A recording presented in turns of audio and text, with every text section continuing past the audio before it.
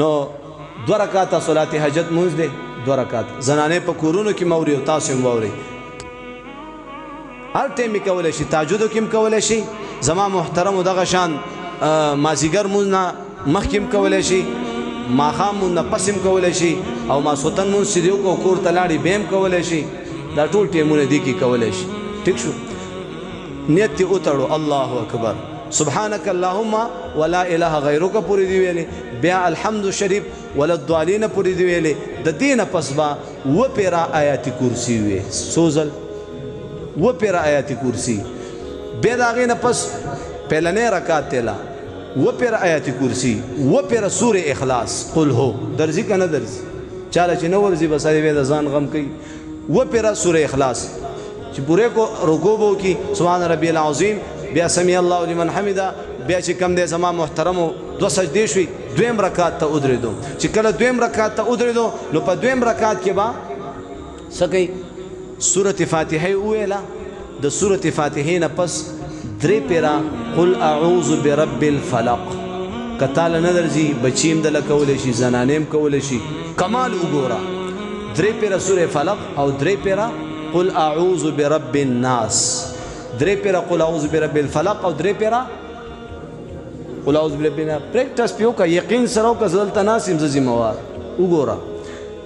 داغه نه پس رکو او 2 رکعات دی کمپلیټ ک سلام دی وګرځول مونږ خلاص هغه نه پس په سجده پریوزي په سجده په پریوزي او 101 مرتبه یوصل یو کرت یا ارحم الراحمین یا ارحم الراحمین دا په سجده کې وي او داغه نه پس دعا شروع پس ورته دي سارمان دي څه پریشانی ده څه د سکول امتحان دی یا چې کوم دی غریبی ده کاروبار خراب دی اولاد دی نکیږي نور څه پریشانی ده الله ته مخه تکا او دعا کې ګوره ډیر کمال دی الدعاء مخ العباده دا دعا د عبادت مغز دی مغز نو بیا دعا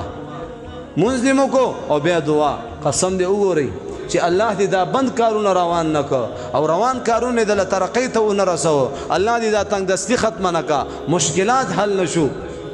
نو ان شاء الله زم اهتمام کوم تاسو مو کوي چې غرونه ورته نشي ټینګې دي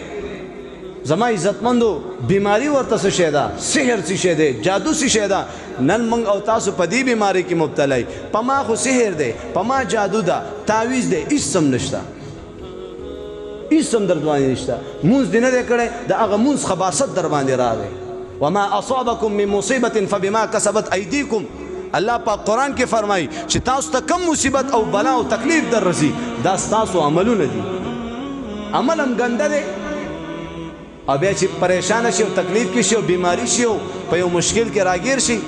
په چا برا باندې جادو کړي سحر کړي کاروبار خراب شي اور کاروبار می داسې روانو مخکې د مونږ کول اوس نه کې